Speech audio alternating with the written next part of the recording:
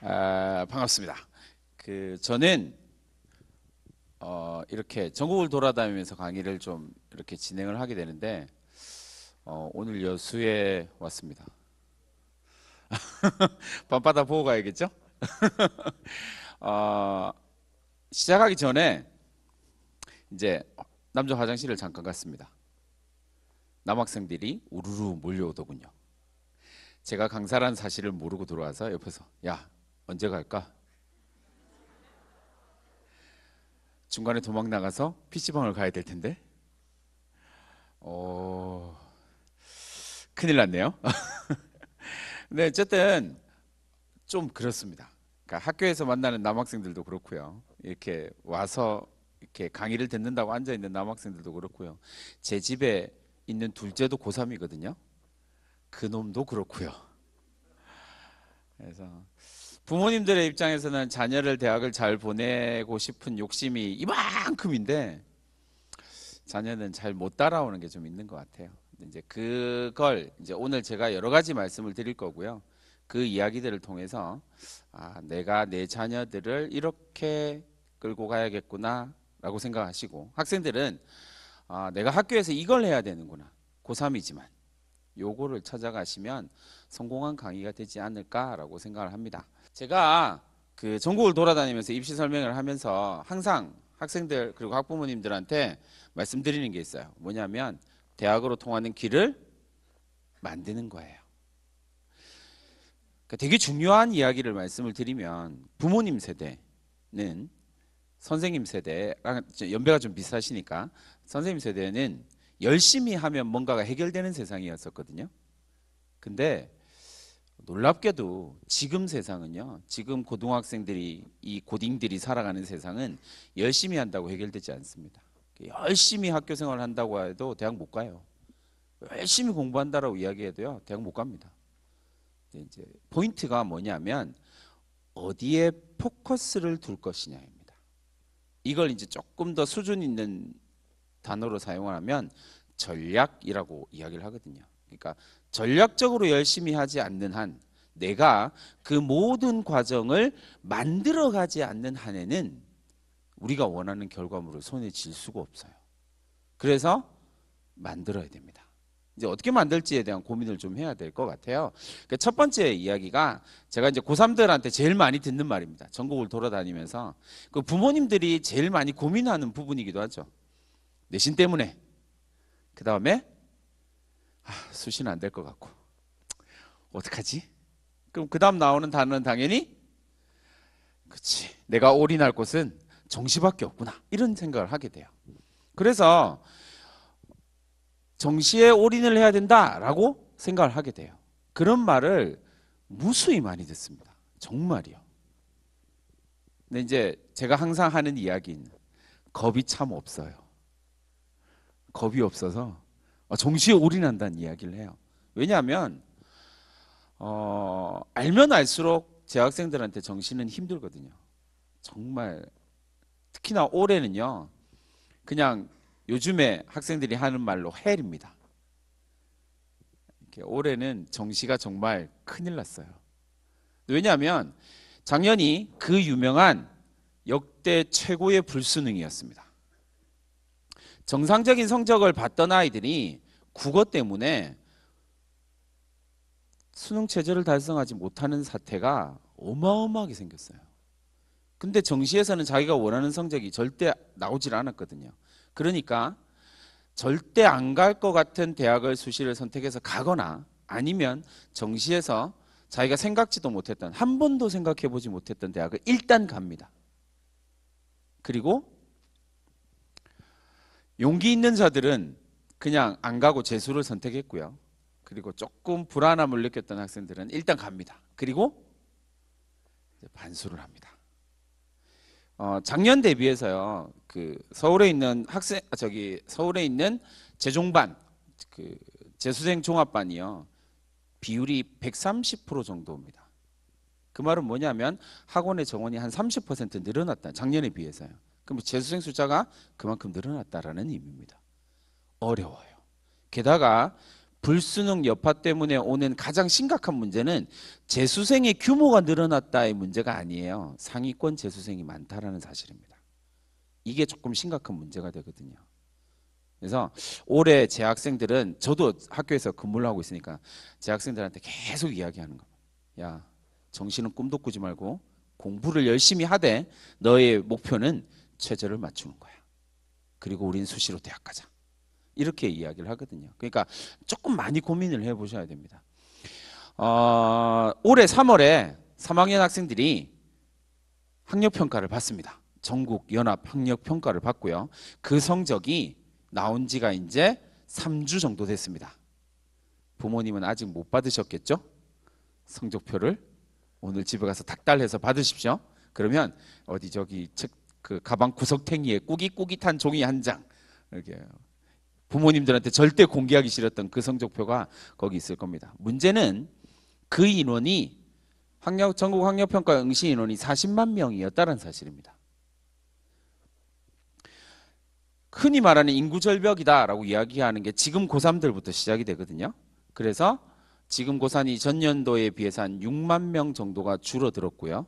수험생 숫자로는 한 5만 명 정도가, 응시생 숫자로는 5만 명 정도가 줄었어요. 그러니까 작년 3월 달이 45만 명이었거든요.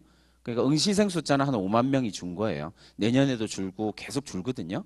근데 문제는 불수능 때문에 이 5만 명이 없어져서 경쟁률이 줄어들 거라고 참 좋아하고 있었던 와중에 재수생들의 숫자가 그만큼 늘어나게 될 거예요.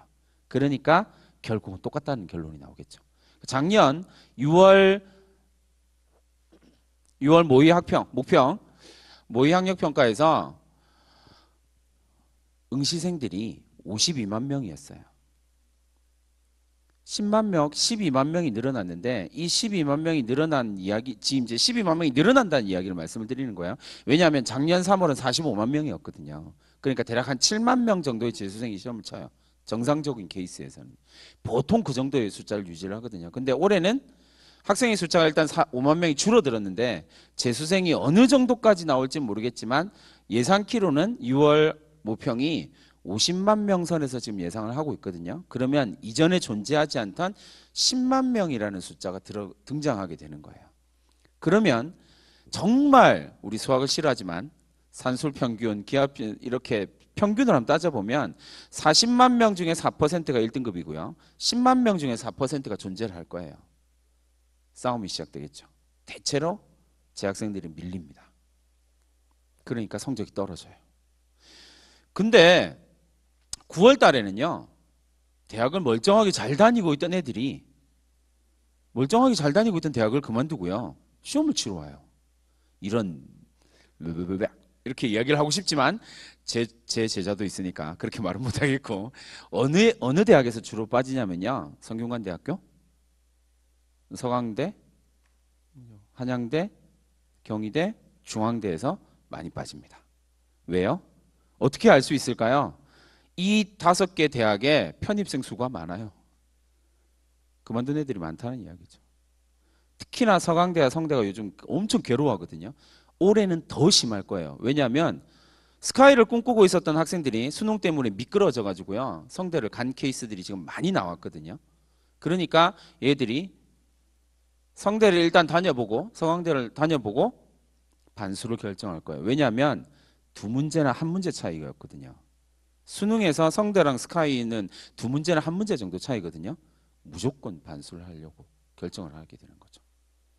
그러면 52만 명 숫자는 똑같은데 비율이 좀 달라져요. 재학생 비율은 가면 갈수록 줄어들거든요. 왜냐하면 이제 수능을 안 보는 애들이 점점 그냥 쳤다가 아유 이건 내 게 아닌가 봐 이러고 이제 빠져나가는 비율이 좀 높아져요. 그러면 9월 모평쯤 가면 재수생들의 N수생까지 해서 재수생들과 N수생의 비율이 한 17% 정도 됩니다. 그렇게 해서 52만 명이 맞춰주는데 이때도 대략 한 52만 명, 50만 명 선에서 올해는 왔다 갔다 할 것 같아요. 근데 실제 수능 인원은 11월 달 수능 인원은 53만 명이었거든요. 작년에. 근데 여기서 또 문제가 하나 발생합니다. 뭐냐면 52만 명을 좀 유지를 하고 있다가 비율만 좀 왔다 갔다 하고 있다가 갑자기 10,000명이 어디선가 등장을 했어요. 근데 여기서도 재학생들이 좀 빠지거든요. 그러니까 대략 한 15,000명 정도가 6월 모평도 안 치고요. 9월 모평도 안 치고 갑자기 수능에서 나타납니다. 누굴까요? 이게 제일 고민스러운 장면이었어요. 그들을 추적하기 위해서 많은 노력을 왜냐하면 그들의 성적대가 어떻게 움직이느냐가 되게 중요하거든요. 마지막 10,000명, 15,000명이니까요. 대체로 절에서 공부하고 있었던 사람들. 심각할 만큼 절에서 막 그냥 난 이제 드디어 모든 준비가 끝났다. 하산하자. 이렇게 해서 내려온 사람들. 그리고 두 번째 부류가 작년 수능에서 확 스포트라이트를 받았던 사람이죠. 군대에서 수능 준비를 하다가 만점을 받았어. 이제 재학생들도 반성을 해야 되겠죠. 군대에서 공부해서 만점 받았다고요. 반성합시다 우리. 군대에서 공부를 해가지고 만점을 받았다고요. 세상에. 그런 사람들이 수능에 등장을 해요.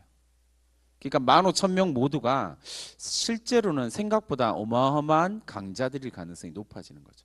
그러면 재학생들은 또 밀립니다. 왜냐하면 재학생들은 지금 중간고사도 봐야 되고 수시 준비도 해야 되고 자소서 쓰다가 2달 날리고 막 이러거든요. 방학 때는 또 방학이라고 놀아야 된다고 놀고 그렇게 됩니다. 그러니까 쉽지는 않아요. 그러니까 이게 어떤 식으로 나타나는지를 한번 보면 이 자료는 2019학년도 작년, 그러니까 작년 수능에서 국어 과목에 서울에 있는 재학생들 중에서 3월, 6월, 9월 수능 4개의 시험을 다 친 재학생만 데이터로 잡은 거예요. 그러니까 실제로는 성적이 조금 안 좋은 학생들은 6월, 9월 수능에서 다 빠져나가거든요. 그러니까 성적이 조금 괜찮은 학생들 데이터라고 생각하시면 돼요. 이게 어떻게 변화됐는지를 한번 봅니다. 국어 3월 달에 1등급을 받은 학생이 수능에서 자신의 성적을 유지하는 비율은 36.9%입니다. 그러니까 63%가 성적이 떨어집니다. 어디까지 떨어질까요? 2등급, 3등급, 4등급까지 떨어집니다. 충격적이죠. 3월에서 1등급을 받았던 학생이 4등급까지 떨어지는 케이스가 있어요. 한 7% 정도 나오거든요. 정말 딜레마, 미스테리 같은 학생들이죠. 1등급에서 4등급으로 떨어지는데. 근데 제가 처음에 말씀드렸죠. 이 데이터는 369, 11 데이터예요. 그러니까 전체 수능을 끝까지 끌고 가겠다라고 생각한 서울에 있는 재학생들이에요. 전국 데이터로 가면 이거보다 낮습니다. 성적 유지 비율이 낮아요. 상승 비율은 한 자리입니다. 상승 비율은 100명 중에 정말 과목별로 봤을 때 정말 많으면 7% 정도 나와요. 여러분들이 생각하는 것만큼 성적이 쉽게 올릴 수가 없어요. 절대로요. 지금 공부하고 있는 양의 2배, 3배 정도 해야 올라가게 돼요. 정시 성적이요. 하나의 데이터를 더 볼게요. 이 자료는 똑같은 해, 똑같은 수능의 수리가를 봤어요. 역시 데이터베이스 자료가 된 학생들은 서울에 있는 재학생들이고 369, 11 데이터입니다. 역시 6월에 1등급을 받은 학생이 수능에서 1등급을 받는 비중이 43.5%예요. 보기엔 되게 그래 6월에 1등급을 받으면 되는구나 라고 생각하겠지만 제가 말씀드렸던 것처럼 뭐라고 이 데이터는 3월에서부터 11월 수능까지를 보는 재학생들, 그러니까 성적이 어느 정도 나오고 있는 재학생들의 데이터라는 거예요. 그러니까 전국적인 데이터로 가면 이거 20%대로 떨어지거든요. 학생들은 특히나 이제 제가 남학생과 여학생들을 21년째 지금 가르치고 있는데 이 성향이 워낙 달라요. 이제 여학생들은 재학생 시절이 힘든 게 뭐냐면 스트레스를 어마어마하게 받기 때문에 이제 6월쯤 가면 몸과 마음이 지쳐가지고요. 체력이 딸려서 공부를 못 따라가요. 여학생들은 그래요. 남학생들은요. 여전히 체력이 넘쳐나요. 여전히 쉬는 시간에 축구하고요. 여전히 막 뻘뻘뻘 또래면서 오만 행동을 다 해요. 근데 공부는 안 해. 놀랍게도 공부를 안 해요. 그리고 남학생들이 가지고 있는 가장 강력한 장점이자 치명적인 단점. 선생님, 전 100일의 기적을 보여드릴게요. 100일 끝나고 난 다음에 지나고 난 다음에 야, 잘 봤냐? 아, 선생님 아직 저에겐 50일이나 남았습니다. 이렇게 얘기를 해요. 그러고 공부를 안 해요. 그날 야간 자율학습 빼고 도망가거든요. 야, 너 어제 야자실에 없었는데 왜 공부 안 해? 아유, 선생님 40일의 기적이 있는데요. 이러고 있어요. 그러니까 성적이 점점 떨어져요. 쉽지 않아요, 절대. 이 부분을 잘 생각을 하셔야 돼요. 그러니까 자녀가, 학생들이 난 정시에 올인할 거예요 라는 이야기를 하는 순간 아, 입시가 망했구나 라고 생각하시면 돼요. 이건 거의 철칙이라고 보시면 됩니다. 왜냐하면 다른 건 다 포기하고 전 정시만 할 거예요 라고 이야기하면서 정시를 안 하거든요. 절대 이 말을 못하게 하셔야 돼요. 정시에 올인을 하는 한이 있더라도 말은 그렇게 하게 해서는 안 돼요. 그러니까 그건 자꾸 이야기를 나누셔야 돼요. 그러니까 이런 분 성적이 나오기 때문에 대체로 고3들 재학생들은 성적이 뚝뚝뚝뚝뚝 떨어집니다. 이거는 뭐 데이터가 얘기해 주는 거라서요. 차마 이 데이터를 보여드리기가 민망해서 제가 데이터를 뺐거든요. 그래프, 재학생들 그래프 보면요, 그냥 3월에서부터 시작해서 수능까지 그냥 고민도 하지 않습니다. 그냥 일직선으로 하락합니다. 재학생들은요. 지독하게 공부하는 학생이 아닌 한은 절대로 안 돼요. 그게 되게 어렵거든요. 그러니까 지금 당장 뭔가를 바꿔내야 돼요. 그게 첫 번째입니다. 그 다음에 이제 제가 이제 오늘 말씀드려야 될 여러 가지 이야기들을 말씀을 드릴 텐데, 이제 첫 번째 말씀드리고 싶은 건 언론에 나오는 이야기를 100% 믿는 순간 입시 전략은 실패할 가능성이 매우 높아진다는 사실이에요. 그러니까 분석을 조금 하셔야 되거든요. 그 분석의 첫 번째가 뭐냐면 이거예요. 언론에서는 막 정시가 늘어나고 막 난리가 나거든요. 근데 현실은요, 올해는 수시가 역대 최고예요. 그러니까 실제로는 수시가 늘어났거든요. 그러니까 전국적으로 봤을 때도 이 문제가 좀 있어요. 전국적으로 봤을 때도 전국에 있는 대학 전체를 봤을 때 전형별로 쭉 정리를 해보면 이렇게 됩니다. 학생부 교과 전형이요 42.4%예요. 그 말은 무슨 말이냐면 학생부 교과 전형이라고 하는 것은 내신 100% 전형이거든요. 그러니까 아무것도 없어요. 그냥 내신 성적 넣어서 뽑는 전형이에요. 그걸 전국 단위에서는 100명 중에 42명을 내신으로만 뽑는 거예요. 진짜 내신이 중요하거든요. 근데 문제는 그 다음이에요. 뭐냐면 서울에 있는 선호도가 높은 15개 대학을 쭉 모아봤어요. 그러면 100% 내신 전형으로 뽑는 건 100명 중에 6명이에요. 이 말이 의미하는 바가 뭔지 아세요?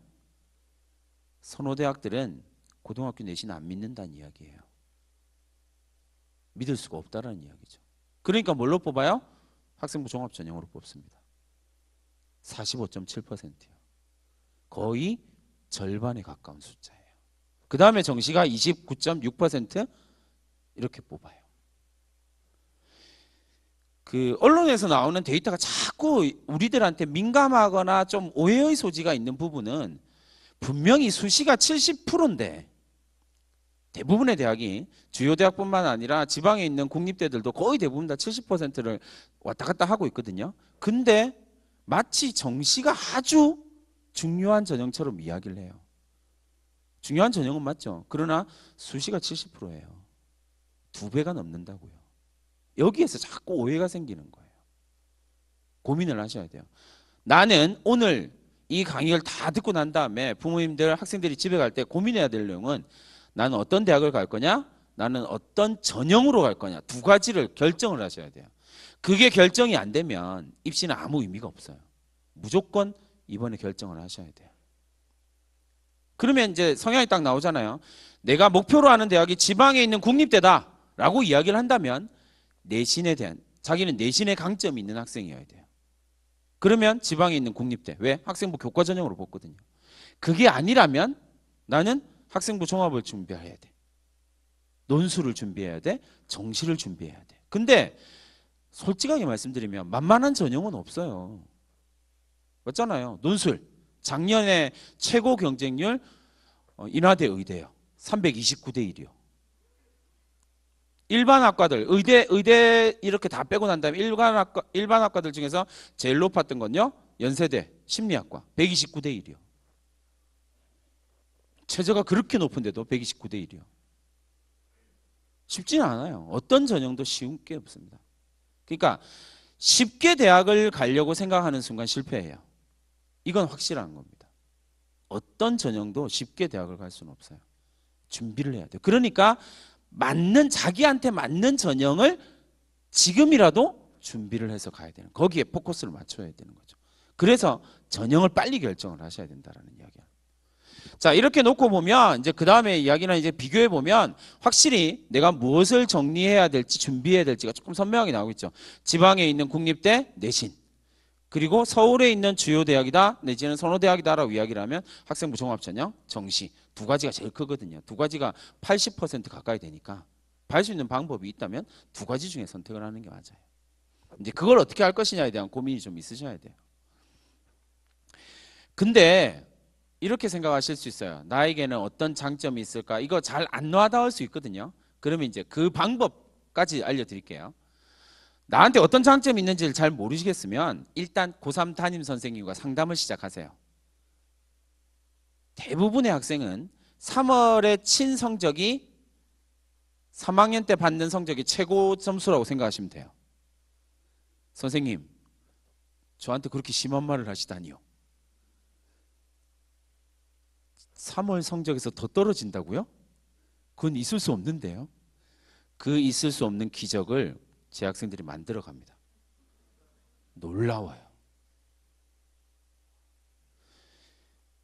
자기를 정확하게, 입시에서는요, 자기를 정확하게 하는 게 진짜 중요하거든요. 그래야 전략이 정확하게 나와요. 부모님들의 생각은 내 아들 내 딸이 여전히 공부 잘한다라고 생각하세요. 왜냐하면 부모님들의 내리 속에는 나쁜 기억들 싹 지우고 초등학교 때 이렇게 수학 시험지 100점 했던 거 그것만 딱 기억이 남거든요. 그게 인생 최고의 기억이야. 자녀에 대해서요. 이건 농담이 아니고 진짜 그래요.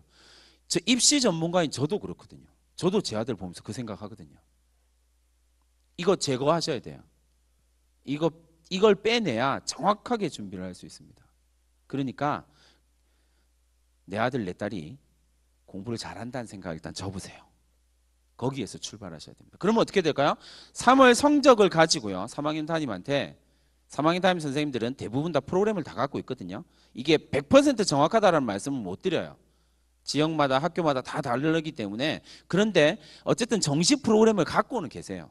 그러니까 선생님 3월 학평 성적으로 작년 정시 데이터로 돌렸을 때 어느 정도 대학이 나오는지를 보여주세요. 그렇게 해서 그게 여러분들의 지금 거의 실질적인 실력이라고 보시면 돼요. 갈 수 있는 대학은 딱 거기입니다. 대체로 그래요. 근데 내 아들은 내 딸은 성적도 별로 안 좋고 내가 고3 담임한테 가서 갑자기 그런 거 이야기하려니까 좀 민망하기도 하고, 그렇다면 EBS를 활용하십시오. EBS의 진학상담실에 비공개거든요. 그냥 올리세요. 거기다가 성적 올리시고요. 이 성적으로 갈 수 있는 대학을 모두 알려주세요. 이러면 18시간 안에 진짜 모두 알려줍니다. 엄청 좋아요. 그 EBS가 가지고 있는 여러 가지 프로그램들 중에서 진짜 좋은 프로그램 중에 하나예요. 고민할 필요가 없어요. 그냥 정말 다 데이터를 알려주세요. 거기서 또 출발하시면 돼요. 아, 나는 정시로 이 정도 갈 수 있구나. 그렇다면 전략을 짤 때는 어떻게 짜냐면 수시는 그 정시로 갈 수 있는 대학에서 한 단계나 두 단계 정도 높이는 게 가장 맞습니다.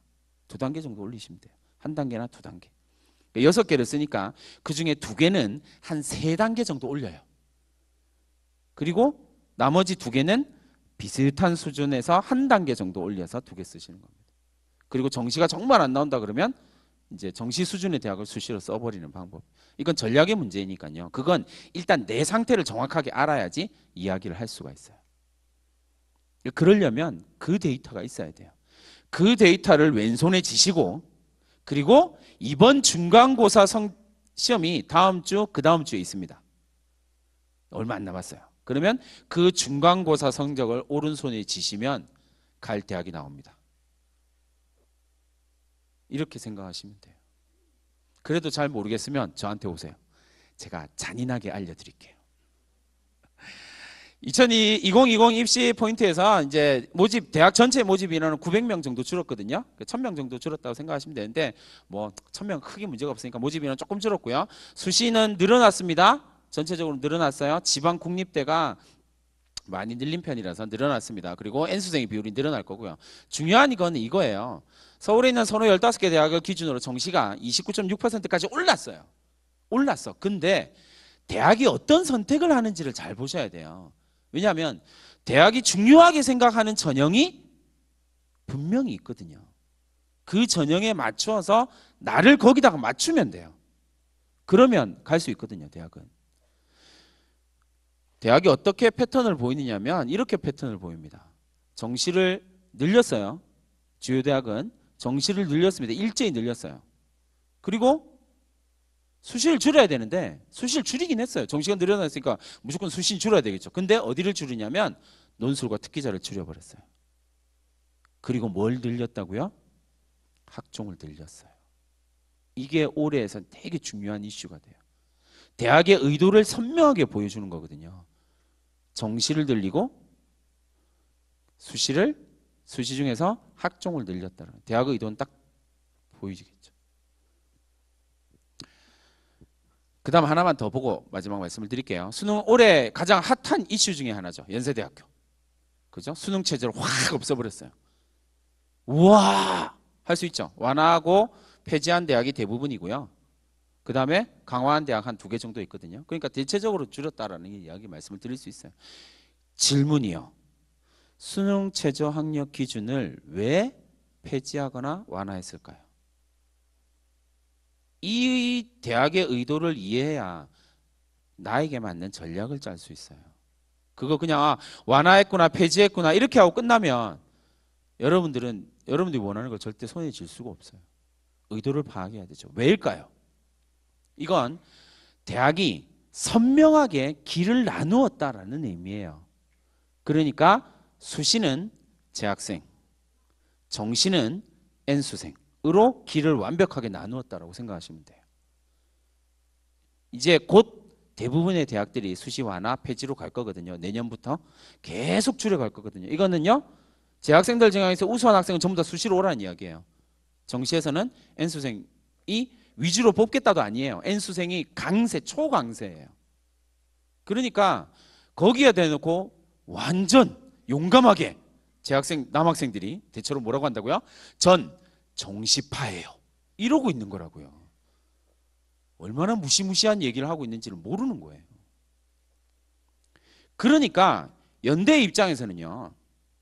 이제 정시는 완전히 N수생 강세로 돌아섰으니까 정시에서는 자연스럽게 N수생들을 뽑을 거야 라고 전제를 깔고요. 그러면 수시에서 최고의 학생들을 뽑아올 수 있는 방법은 뭘까를 고민한 게 정답이 나온 게 뭐냐면 수능 최저 학력 기준을 완화하거나 폐지해버리겠다는 거예요. 그래서 이게 완화와 폐지로 가고 있는 거예요. 그냥 갑자기 수능이 영향력이 없어서 그런 얘기가 아니에요. 이런 의도를 깔고 가고 있는 거예요. 왜냐하면 대학의 입장에서는 무수히 많은 돈을 들여서요. 입학사정관제 학생부 종합전형을 유지하고 있는 거거든요. 그리고 그 학생들이 대학에서 어떤 식으로 성장해 가고 있는지 데이터베이스 다 종단 연구로 추적해서 가요. 이 학생들의 학점이 어떻게 관리되고 있는지 다 보거든요. 제일 우수한 학생이 학종으로 들어온 학생들이에요. 그러니까 대학이 이걸 포기를 못해요. 두 번째 포기하지 못하는 이유는요. 이제 이미 뽑아놓은 입학사정관들이 있거든요. 그러니까 학종 줄이질 못해요. 서울대 전임 입학사정관이 24명이거든요. 그럼 학종을 줄이면 이 사람들한테 월급을 어떻게 줘야 될지에 대한 고민이 시작돼요. 현실적인 고민이죠. 줄이기 어려워요. 그러니까 그 마지노선이 70%예요. 30%예요. 정시 30%. 더 이상 안 올려요. 그리고 더 이상 학종을 줄일 수도 없어요. 그 상태에 지금 있는 거예요. 그러니까 저걸 제대로 읽으셔야 된다는 이야기예요. 자, 이제 하나씩 살펴보도록 하겠습니다. 학생부 교과 전형이다라고 이야기를 하는 건요. 학생부 교과 전형의 유형을 놓고 보시면 이렇게 3가지 정도가 나와요. 교과 100, 그 다음에 교과 면접, 교과 비교과 나오는데 교과 비교과는 하고 있는 대학이 그렇게 많지 않아요. 근데 수능 최저 교과 비교과는 대체로 수능 최저가 있기 때문에 유형으로는 3개 정도가 나오는데 가장 대표적인 유형은요. 학생부 교과 전형은 교과 성적 100% 3배수 면접 이렇게 단계형으로 나오는 거예요. 그러니까 대부분의 대학은 학생부 교과 전형을 쓴다라는 건 내신 성적이 다 비슷하다는 이야기거든요. 거의 대부분 비슷해요. 쓸 수 있는 학생이 한정되어져 있어요. 풀 자체가 제한되거든요. 그러니까 결국 학생부 교과 전형은 내신으로 뽑는 전형이긴 하지만 면접으로 결정되는 전형이에요. 이렇게 생각하시면 돼요. 왜냐하면 학생부 교과 전형은 내신이 쓸 수 있는 학생 자체가 한정되어 있거든요. 그러니까 면접으로 뽑는다라고 생각하시면 돼요. 자, 학생부 교과 전형의 조선대학교 보시면요. 수시 78.5%고요. 정시 21%인데요. 학생부 교과 전형 살짝 줄였어요. 살짝 줄여서 갑니다. 학생부 교과 전형을 지방국립대도 살짝 줄이는데 문제는 지방국립대의 학생부 종합전형이랑 교과 전형 말고요. 지방국립대의 학생부 종합전형이랑 서울주요대학교의 학생부 종합전형은 좀 달라요. 성격이. 왜냐하면 지방에 있는 국립대들 학생부 종합전형을 학생부 종합전형 하면서 학생부 교과를 조금 끌어들여서 하거든요. 내신 성적을 좀 반영을 해서 해요. 근데 서울의 주요 대학은 내신 성적 그렇게 반영 안 하거든요. 완전 학종의 형태가 다르다라고 생각하시면 돼요. 목포대학교요. 수시 83%입니다. 어마어마하죠. 그렇죠. 이렇게 여러분 보시면 되겠고요. 교과로 근데 문제는 수시가 83%인데 전체 학 선발 인원 중에 52%를 학생부 교과 전형으로 뽑아요. 그러니까 조금 규모가 좀 작기 때문에 저렇게 나오는 거고요. 지방 국립대는 학생부 교과 전형을 1000명씩 뽑아요. 그러니까 성적이 어떻게 나오냐면 이렇게 나와요. 조선대학교를 기준으로 말씀드리면 성적이 이렇게 나옵니다. 대체로 이렇게 나와요. 학생부 교과 전형으로 합격한 학생들의 평균 내신 성적입니다. 2.93 경찰행정학과야. 그러니까 등급 평균이다라고 이야기했으니까 조금 성적이 괜찮은 한때 1점대 후반대도 있을 거고요. 그 다음에 성적이 그렇게 따지면 성적이 제일 안 좋고 교과 전형을 문 닫고 들어간 학생들은 3점대 후반, 4점대 초반까지 가능할 것이다라고 예측할 수 있어요. 대체로 지방에 있는 국립대들은요 3.5 정도까지를 보거든요. 그렇게 생각하시면 내신 3.5다라고 생각하시면 돼요. 근데 이제 이게 목포대학 정도만 가도요 조금 더 낮아져요. 4점대가 평균으로 나오거든요. 근데 이걸 서울에 있는 주요 대학으로 가면 조금 심각한 문제가 생깁니다. 이렇게 돼요. 함부로 쓸 수 없는 이야기가 나와버리는 거죠. 왜냐하면 등급 평균이 미디어 저기 맨 앞에 있는 미디어 커뮤니케이션 학과 같은 경우 1.27이에요. 중앙대 같은 경우는 조선대하고 조금 달라서 조선대는 국영수 이게 이제 조금 데이터에 이게 나오는 데이터를 이렇게 보여드리면 우와 이렇게 해야 되잖아요. 근데 데이터 이런 자료를 측정하는 방법 자체가 조금 다르기 때문에 그런 면이 있어요. 조선대학교는 국영수사과를 반영을 하고요. 그리고 중앙대는 국영수사를 반영을 해요. 과학이 안 들어가요. 그러니까 조금 다른 거예요. 근데 어쨌든 매우 높습니다. 미디어 커뮤니케이션 학과 1.27이란 말이 뭐냐면요. 1학년 1학기부터 3학년 1학기까지 5개 학기 동안 대체로 국영수사 이러면 한 6과목, 5과목, 6과목 배우거든요. 그 5개 학기니까 한 30과목 정도 배워요. 30과목 중에서요. 내신이 2등급 나온 과목이 4과목 정도면 1.27이에요. 말도 안 되는, 더 신기한 건 저런 성적을 받는 학생들이 있다는 사실이고요. 주변에서 한 번도 본 적이 없으시죠? 저는 교직생활 21년 동안 전 과목 올 1등급 한 명 봤어요. 이거 국영수사를 얘기를 하는 게 아니에요. 국영수사, 체육, 음악, 미술까지 올 1등급이요. 3학년 1학기까지요. 올 1등급이요. 그 학생이 선생님한테 왔어요. 선생님, 저 서울대 의대 가고 싶은데요. 갈 수 있을까요? 왜 그런 걸 나한테 물어? 넌 그냥 가. 고민의 여지가 없어요. 그냥 가요, 걔는. 근데 이거요. 문제는 지난주에 그 서울에 있는 연세대랑 고려대가 이 두 대학이 같은 날 입시 설명회를 했어요. 참 나쁘죠. 내가 몸을 반으로 쪼개서 이렇게 양쪽을 갈 수가 없는데 한쪽을 포기하도록 강요하는. 그래서 어쨌든 불이 나게 양쪽을 갔다 왔어요. 몸을 반으로 쪼개서 이렇게 갔다 왔어요. 근데 거기서 발표된 성적도 이거랑 비슷해요. 서울에 있는 주요 대학교 같은 경우는 학생부 교과 전형뿐만 아니라 연세대 같은 경우는 학생부 종합 전형조차도 요거랑 비슷해요. 서울대도 좀 비슷하게 나오잖아요. 근데 고대는 학생부 종합 전형의 평균 등급이 2점대 중후반으로 내려가거든요. 그러니까 진짜 학생부 종합을 운영하고 있는 거예요. 그렇게 생각하시면 돼요. 그러니까 대학마다 조금 성격이 다르긴 한데 이렇습니다. 그러니까 실제로 쓸 수 있는 학생이 그렇게 많지는 않아요. 학생부 교과 전형은. 이제 학생부 종합 전형으로 갑니다. 학생부 종합 전형이 뭐냐라고 오해가 되게 많아요. 근데 정확하게 이해하는 게 되게 중요합니다. 고3이 학생부 종합 전형을 준비하기 위해서 뭘 할 게 있나요? 라고 생각하는데요. 엄청 많아요. 저랑 고3 때 만나서 학생부 종합 준비해서 대학 가는 아이들 학생들 엄청 많거든요. 얼마든지 가능해요. 학생부 종합 전형이 두려움의 대상이 되는 이유는 뭐냐면요. 잘 모르기 때문에 그래요. 잘 알면 돼요. 지금 이야기를 들으시는 걸 잘 고민해 보시고요. 그 중에 두세 가지만 실천하시면 고3이 학종으로 대학 가는 건 전혀 어렵지 않습니다. 일단 대학이 어떤 학생을 선발하려고 하는지를 알아야 돼요. K대학입니다. 어디 K대학인지는 아까 유빈쌤이 이야기하신 그 K대학입니다. K대학의 학생부 종합전형 이렇게 첫 페이지를 넘기면 뭐가 나오냐면 이게 나옵니다. 어떤 학생을 선발하고 싶으냐면요. 우린 이런 학생을 뽑고 싶고요. 이런 학생을 뽑고 싶고요. 이런 학생을 뽑고 싶대요. 현실에 존재하지 않는 학생이에요. 이런 학생이 어디 있어요? 세상에. 말도 안 되는 소리죠. 뻥치고 있네 막 이렇게 이야기하고 싶은 학생. 현실은 존재하지 않아요. 그러면 대학이 진짜 뽑고 싶은 학생이 누구냐라는 거죠. 제가 직업이 직업이다 보니 대학에서 출판하는 학생부 종합전형 자료를 매년 다 보거든요. 이 K대학만 유일하게 솔직한 이야기를 해놨어요. 그 솔직한 이야기가 자기가 뽑고 싶은 학생이 어떤 학생이냐면 이런 학생이래요. 아 진짜 솔직. 그죠? 너무 솔직해요. 그러니까 내가 이 K대학을 가고 싶다라고 이야기를 하면 뭘 보여주면 돼요?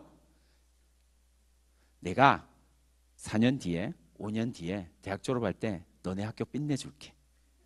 기다려봐. 이 느낌만 주면 돼요. 저는 이렇게 해서 많이 보냈거든요. 그 느낌 주는 방법을 전략적으로 고민하면 돼요. 그죠? 그러면 이런 학생들을 뭐라고 부르냐면 이제 이걸 평범하게 일반화 시켜버리면 이걸 뭐라고 하냐면 우수한 학생이라고 이야기를 해요. 이야기가 이상하게 돌아가네요. 갑자기. 근데 이건 진짜로 우수해요. 다만 이 우수한 학생이라고 하는 기준이 대학마다 다 다를 뿐이에요. 근데 이제 학종에 대한 오해가 너무 많으니까 대학이 이걸 통일시켜 가기 시작했어요. 우수함이란 뭐냔 말이야 이러면서 대학이 이야기하는 우수함은 여러 가지 단어로 규정할 수 있는데 일반적으로는 학인 전발이라고 하는 단어로 나타나요. 그러니까 학인 전발이 대학이 우수한 거야 라고 표현하는데 이건 대학마다 단어는 다 달라요. 단어는 다 다르는데 내용은 다 똑같아요. 그러니까 학인 전발이 뭐냐라고 이야기를 하면 학업 역량, 인성, 전공적 합성, 발전 가능성을 이야기를 해요. 요게 학인 전발, 대학이 필요로 하는 우수함의 기준이에요. 우수한 학생이 어떤 거야? 어떤 학생이야? 학인 전발을 가지고 있는 학생이야 라고 이야기를 해요. 근데 이 학인 전발이 뭐냐라고 이야기를 하면 대학마다 다 달라요. 내용은. 근데 단어는 다 다르게 쓰거든요. 계열 적합성이라고 쓰기도 하고요. 뭐 자기 주도성이라고 쓰기도 하고요. 다 쓰는데 용어만 조금씩 바꿔요. 왜냐하면 뭐 뽑고자 하는 학생은 똑같거든요. 그러니까 이런 것들을 이야기를 해요. 다만 여기서 이제 조금 우리가 배제하고 가야 할 능력은 대학은 역량 중심으로 어쨌든 우수한 학생이니까 능력을 포인트를 두는 거예요. 여기서 조금 빼고 가야 할 건 인성이 있겠죠. 당연히. 인성은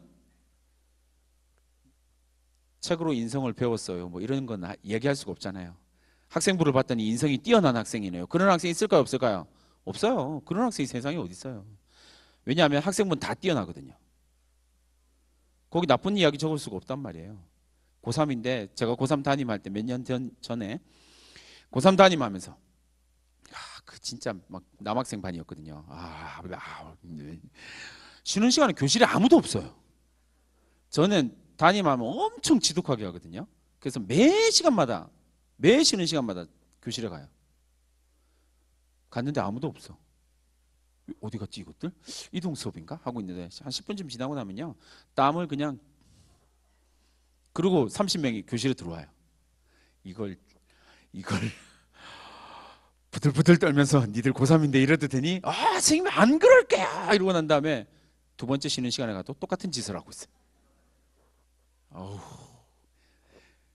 미친 듯이 뛰어다니는 그놈들한테 종합의견에다 뭐라 적어줘야 돼요? 교우관계가 원만하며. 어떡할 거예요? 그렇게 적어줘야지.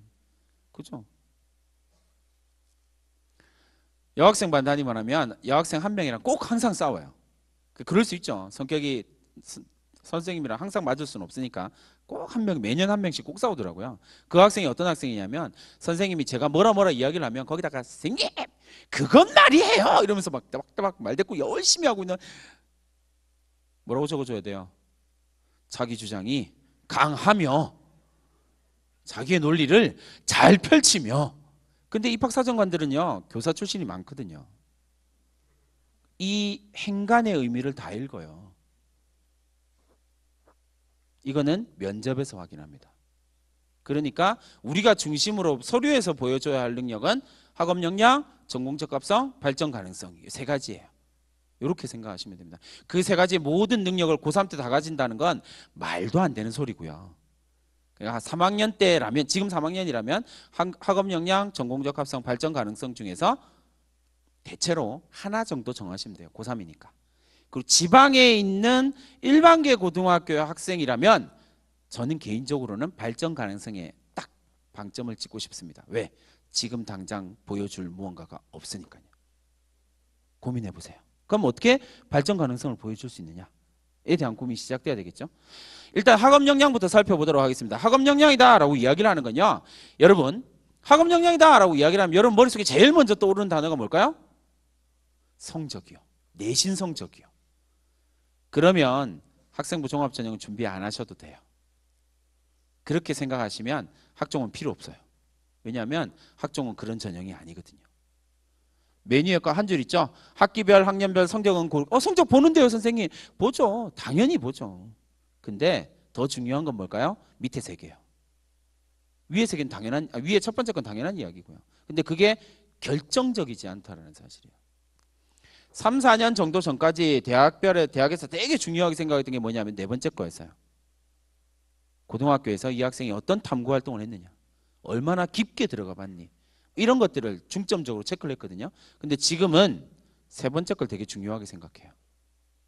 네가 고등학교에서 주어져 있는 교과 지식에 만족하는 것이 아니라 새로운 지식을 얻기 위해서 아무도 가르쳐주지 않는 그 새로운 지식을 습득하기 위해서 얼마나 너 스스로 노력했니? 이게 대학이 평가하는 아주 중요한 학업 역량 가운데 하나예요. 이걸 여러분들이 잘 생각하시면 돼요. 그러니까 내신이 아니라는 거예요. 내신을 보기는 해요. 내신을 안 볼 수는 없죠. 근데 내신을 보긴 하는데 내신이 우수하다고 뽑는 건 아니라는 거예요. 예를 들어서 내신이 대부분의 학생들이 내신이 들쭉날쭉하거든요. 여러분 성적 생각해보면, 자녀들 성적 생각해보면 좀 그렇죠. 들쭉날쭉해요. 그러면 이 내신은 어떻게 평가할까요? 1번 평균값을 찾는다, 2번 제일 못한 걸 기준으로 한다, 3번 제일 잘한 걸 기준으로 한다. 어떻게 할 거냐고요? 아니에요. 상대적인 거예요. 그러니까 내가 어떤 학업 역량을 가졌다라고 이야기할 때 내신이 아니라는 거예요. 내신은 어느 정도 보긴 하지만 그게 절대적이지 않다라는 거예요. 내신만이 중요하다라고 생각하면 학생부 교과 전형으로 뽑으면 돼요. 그게 아니거든요. 그 다음에 이제 좀 중요한 게 전공적 합성에 대한 이야기예요. 이게 전공적 합성은 여러 가지 이야기 중에서 가장 오해가 많은 거예요. 말 그대로 전공에 적합한 정도예요. 근데 여기서 치명적인 오류가 하나 있어요. 왜냐하면 고등학교에서 공부하는 전공이랑 배우는 과목이랑 대학에서 배우는 과목은 일치할까요? 일치하지 않을까요? 일치하지 않아요. 여기에 포인트가 있는 거예요. 전공 적합성이요, 전공과 관련된 수업, 역량 뭐 이렇게 그냥 그렇게 생각하면 이해가 쉬운데 대부분의 학생들이나 학부모님들이 생각하기에 뭐라고 하냐면 전공과 관련된 활동이라고 자꾸 생각을 해요. 근데 말도 안 되는 거잖아요. 나는 원자력 연구원이 되고 싶어요. 봉사활동은 어딜 가요? 원자력 발전소 찾아가요? 요양원이요? 원자력 발전소? 요양원? 맞아요. 그럴 수 있어요. 좀 이따 말씀드릴 건데 어쨌든 생각을 해보세요. 내가 PD가 되고 싶다라고 이야기를 한다면 내가 빅데이터 전문가가 되고 싶어요. 그럼 고등학교 때 도대체 무슨 동아리 활동을 해야 되냐고요. 수학과 관련된 동아리 활동을 하면 내가 빅데이터 전문가로서의 어떤 역량을 활동이 적합하다라고 이야기할 수 있나요? 그거 애매하잖아요. 의사가 되고 싶어요. 그러면 제가 진짜 한숨 쉬는 거예요. 의사가 되고 싶어. 너 의사가 되고 싶다며. 봉사활동 뭐 할 거야? 아, 선생님 당연히 병원이죠. 수준하고는. 병원에 가서 뭐 하는데요? 병원에 가서 봉사활동 고등학생이 의사를 따라 들어가서 메스 이러면 쫙 그걸 해요? 뭐예요? 청소해요. 창고 정리한다고요. 그러면 의사가 되기 위해서 필요한 능력은 청소를 잘하는 거? 아, 청소를 잘하면 의사가 되는구나. 창고 정리를 잘해야 돼? 말도 안 되는 소리죠. 터무니없는 이야기예요. 반대로요. 의사가 되기 위해서 필요한 동아리 활동 이러면 제일 많이 나오는 게 뭔지 아세요? 생물 관련 동아리 활동. 제일 유명한 웬만한 고등학교에 다 있는 화생방. 아, 그게 무슨 의미가 있냐고요. 고등학교에서 어마어마한 대단한 것들을 해요. 동아리 활동에서. 아니요. 대학이 그걸 모를까요? 아니요. 여러분보다 동아리 활동에 대해서 더 잘 알아요. 밥만 먹고 그것만 한다고요. 그 연구만 한다고요. 그러니까 동아리 활동이 여러분들의 전공 적합성을 보여주는 게 아니에요. 반대로 물어볼까요? 그러면 서울대학교에 간 학생, 고려대 연대를 간 학생들은요. 농구 동아리 활동을 한 학생이 있을까요? 없을까요? 엄청 많아요. 여학생 댄스 동아리 있을까요? 없을까요? 엄청 많아요. 걔들은 그럼 전공 적합성이 빵인데요. 댄스 동아리에서 무슨 전공 적합성을 보여줄 수 있을까요? 라고 생각하는 한 끝이에요. 학종은 의미가 없는 거예요. 댄스 동아리 활동이 왜 전공 적합성을 보여줄 수 없어요? 당연히 보여줄 수 있죠. 왜요? 전공 적합성은 활동이 아니라 역량이거든요. 제가 올해 연대를 보낸 놈이요. 1학년 동아리 창체 동아리 댄스부. 저희 학교에서 엄청 유명한 댄스부. 그리고 자율 동아리 소규모 댄스. 자율 동아리 2 근처에 있는 인근 지역의 고등학교 여학생들 모아가지고 댄스 땡땡땡 2학년 땡땡땡 3학년 땡땡 3학년이 그래서 공부한다고 하나 줄였어요. 땡땡 춤을 선생님이 지금까지 제가 21년 동안 본 여학생 중에 춤을 제일 잘 춰요. 대박이에요. 근데 그 학생은 무슨 역량을 가지고 연대를 갔을까요? 연대 활동우수자 붙었고요. 연대 국제학부 붙었거든요. 전공 적합성이 빵인데요. 그런 얄팍한 수준으로 이야기하면요. 잘 생각해 보세요. 전공 적합성은요. 활동이 아니에요. 어떤 활동을 하면 네가 전공 적합성을 가지고 있다. 터무니없는 소리예요. 그러니까 떨어지는 거예요. 학종에서요. 그러고 난 다음에 떨어지고 난 다음에 이상한 소리 하죠. 내가 이런 활동을 했는데 떨어졌다고요. 아니 그런 활동을 강조했으니까 떨어지죠. 그 활동을 통해서 배운 역량이 뭔지를 써야 되는데요. 그러면 그 학생은 어떻게 붙었을까요? 그 학생은요. 댄스부 활동을 하면서 뭘 했냐면요. 댄스 동아리 그 공연 기획을 했어요. 제가 물어보는 거예요. 학생한테. 야, 댄스 동아리 땡땡땡 너 뭐 제가 부를 때 땡땡땡이라고 부르거든요. 야, 땡땡땡 일로 와봐. 땡땡땡 3년 동안 댄스 동아리 하면서 뭐 배웠니? 전 춤을 잘 추게 됐고요. 막 동아리 세부 특기 사항에 그런 말이 적혀 있어요. 아니 무슨 댄스부 보낼 거냐고요. 댄스 대학 이런 대학 보낼 거냐고요. 아니거든요.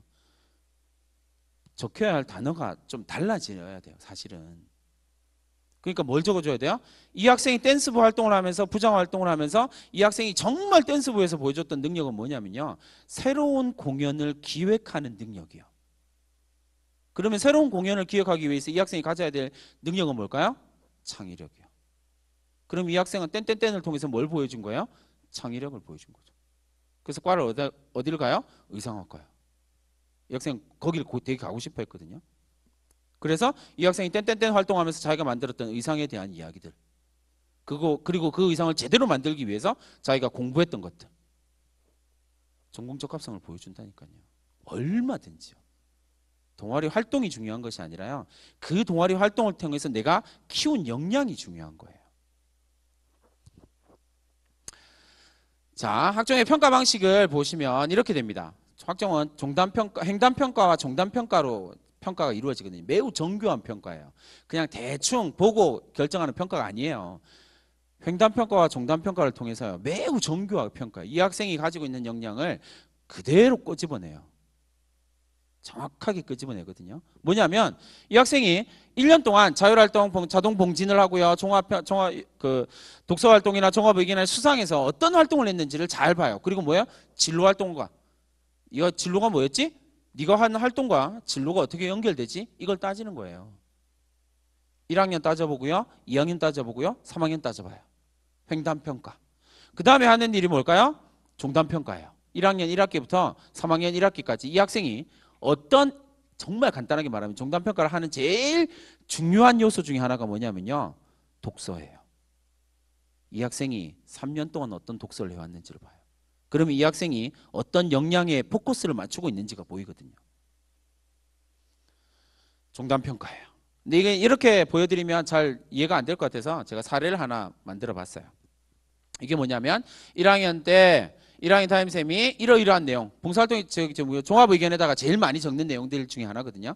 2학년 때 담임쌤이 역시 이런 내용을 적어주셨어요. 3학년 때 수학과 선생님이 교과 세특에다가 새로운 문제풀이 방법을 시도하고 심화반했다. 그러면 제가 이제 이 학생을 만나요. 3학년 때 만나서, 자, 학생부 1, 2학년 때 학생부 분석해보고 이야기를 합니다. 네가 가지고 있는 능력이 뭔지 얘기해볼까? 막 이렇게 얘기를 하다가 뭘 얘기를 하냐면, 선생님 저는 이런 일을 하고 싶어요. 그러면 네가 가져야 될 능력은 이런 능력이겠네. 그러면 학생부에서 찾아볼까? 라고 생각하고 찾아서 자소서를 적습니다. 뭐라고 적어요? 저는 창의력이 뛰어난 학생입니다. 그러면 대학은 어떻게 해요? 자기소개서를 보고 학생부를 다시 돌아갑니다. 진짜? 확인해본다. 검증 들어간다. 라고 이야기하면 첫 번째 검증이 어디서 걸려요? 차별화된 도전을 했네. 오, 이 학생이 차별화된 도전을 즐겨요. 2학년 때 창의 아이디어 동아리 활동을 했네요. 3학년 때 그런 것들을 배경으로 뭐 한다고요? 새로운 문제풀이 방법을 시도했네요. 창의성이 있다라는 사실을 3년 동안 몇 명의 선생님이요? 3명의 선생님이 검증해 주셨죠. 그러면 이 학생은 창의력이 있는 학생이 되는 거예요. 이렇게 되는 거예요. 그냥 만들어지는 게 아니라는 거죠. 일반적으로 제가 이제 학생들한테 제일 많이 이야기해 주고 싶은 거예요. 그러니까 그러면 도대체 어떻게 준비할까요? 라고 이야기를 하면 이렇게 준비를 해야죠. 가장 중요한 건 뭘까요? 고등학교에서 가장 중요한 거 수업. 무조건이에요, 이건. 그러니까 수업에서 내가 어떤 궁금증을 가지고 그 궁금증을 해결하기 위해서 책을 읽고, 그게 안 되면 책을 읽는데 그냥 읽어지지 않아요. 그럼 어떻게 해야 돼요? 방과후 학교. 선생님과 방과후 학교. 선생님 저희 학교는 그런 방과후 학교 없는데요. 만들어 달라고 하세요. 선생님 저희 학교는 그런 거 안 만들어 주던데요. 그럼 대학을 원하는 대학 못 가는 거예요. 대학 가고 싶으시죠? 만드세요. 선생님 저희 학교는 그런 거 안 하는데요. 그러면 여러분한테 대학을 갈 수 있는 기회가 생긴 거예요. 왜요? 안 하는 걸 만들어냈잖아요. 학생부에 뭐라고 기록될까요? 한 줄 쭉 만들어지죠. 그러면 그 입학사정관들이 여러분 학교에서 어떤 프로그램 하고 있는지 다 알고 있거든요. 근데 어떤 프로그램이 만들어져요. 그럼 이게 왜 만들어졌는지를 고민해요. 근데 한 학생의 생기부에 이러이러해서 제가 이런 것들을 만들어 갔다라는 사실이 딱 적혀져 있잖아요. 그러면 그 문장 하나가 뭐가 되냐면요, 이 학생이 자신의 한계를 극복하기 위해서 지역의 한계, 학교의 한계 뛰어넘기 위해서 노력한 자기주도적 학생이 돼요. 어마어마한 긍정적인 평가를 받게 돼요. 그러면 그 다음 질문은 그거죠. 왜 이 학생이 이런 불편한 노력을 했을까? 왜 했을까요? 궁금증을 해결하기 위해서요. 이걸 뭐라고 해요? 지적 호기심이요. 그리고요, 그 지적 호기심을 해결하기 위해서 실천을 했네요. 실천력까지 갖췄어. 완벽한 학생이죠. 저는 엄청 바쁜데 학교에서 방과후 학교를 안 하거든요. 개설하지 않아. 많이 해요. 근데 제가 개설하지 않아요. 학생들이 개설해달라고 요구할 때까지 개설하지 않아요. 학생들이 개설해달라고 요구하거든요. 그러면 아무리 바빠도 해줘요. 그 대신 맨 마지막에 학생부에다 뭐라고 적어주냐면요. 저희 학교에서 저만 알고 있는 거예요. 이걸로 재미를 많이 봤어요. 뭐라고 적어줘요? 학생 주도로 개설된 방과후 학교예요. 앞에 단어가 뭐예요? 학생 주도. 그게 끝이에요. 그냥 방과후가 아니야. 학교에서 만들어줘서 해라고 한 방과후가 아니라 내가 학생이 주체가 되어서 요구한 방과후예요. 뭐예요? 자기 주도성이에요. 왜? 지적 호기심이 있어서요. 나의 한계를 뛰어넘기 위해서 발전 가능성이에요. 이런 걸 보여줄 수 있게 되는 거예요. 이것도 이제 조금 애매하실 것 같아서 사례를 하나 갖고 와봤어요. 이제 올해 대학 간 학생의 사례입니다. 그러니까 이 학생은 또 마찬가지죠. 사회문화 수업 중에 불평등에 대해서 궁금했고요. 그 불평등을 해결하기 위해서 궁금증을 가지고 내 이놈한테 가가지고 칩니다. 내 이놈 불평등에 대해서 이야기하거라 라고 이야기를 했더니 이 내 이놈이 뱉어내는 책이 뭐냐면 인간 불평등 기원론이야. 그럼 이 책을 사죠. 책을 첫 장을 쫙 넘겼어요. 인간 불평등이란 너무 어려워. 그럼 어떻게 해요? 선생님! 같이 읽어요. 그리고 읽고 난 다음에 보고서 써요. 보고서 쓰다 보니까 왜 우리는 이렇게 살아야 되지? 궁금증이 생긴 거죠. 복지, 관심. 그걸 해결하기 위해서 사회복지학과에 대한 탐구로 방향을 틀고요. 그리고 다시 책을 읽습니다. 이 땅의 정의를 러시아 혁명상 강의 같은 아주 어려운 책을 같이 읽어주세요 해요. 그럼 같이 읽어야죠. 그리고 맨 마지막에 기록이요. 이 학생은 내신과 상관없이 아주 좋은 대학을 갔어요. 그 대학을 간 Y대학이에요. 그 대학을 간 학교, 우리 학교, 제가 근무하고 있는 학교 중에서 내신이 가장 낮은 학생이에요. 위에 다 떨어졌거든요. 근데 그 학생 붙었어요. 왜요? 역량을 증명했거든요. 얼마든지요. 이거 언제 했을까요? 고3 때요. 어떤 책을 읽고 어떤 책을 궁금해야 될까라고 이야기를 하면 이제 이런 책을 읽어야 됩니다라고 저는 말씀드리고 싶진 않아요. 이건 그냥 서울대 지원한 학생들이 쓴 책이에요. 서울대 지원한 학생들이 이러이러한 책을 읽었습니다라고 자기 자랑한 거예요. 이거 뭐 굳이 그래서 우리나라가 되게 무서운 나라라는 사실은 책이 안 바뀌죠. 이거 2014년에 서울대가 처음 발표했거든요. 맨 앞에 있는 책이 공통점이 뭐냐면요. 2014년에 1등부터 6등까지가 2014년 베스트셀러예요. 그리고 계속 이어져요. 진짜 무서운 나라죠. 부모님들이 사진 찍어간 이유와 똑같은 거예요. 오늘 집에 가서 주문하실 거거든요. 그래서 내년에 여기 뭐가 적혀요? 미움받을 용기가 1등에 있는 거예요. 무서운 거예요. 이만큼 입시가 우리나라에 무섭다고요. 근데 서울대학 교수들이요 되게 좋아하는 건 이런 거 아니에요. 서울대학 교수들이 되게 자랑스러워하는 건 이 파트예요. 뭘까요? 맨 마지막에 보시면 뭐예요? 미중복 도서요. 뭔데? 서울대를 지원한 학생들 가운데서 한 명만 읽은 책이요. 어떤 책일까요? 전공 심화 도서요. 과연 고등학생이 그 책을 읽을 수 있을까라고 고민하는 책이요. 근데 뜬금없이 그 책이 나오면 무조건 헤이 네가 읽었다고 뻥치고 있네. 근데 앞에가 나와야죠. 앞에 그 책을 읽기 위해서 반드시 필요한 책들이 있거든요. 이 부분이요. 이거 고민스러운 거죠. 어떤 책을 읽은가? 전공 심화도서. 이렇게 고민하셔야 됩니다.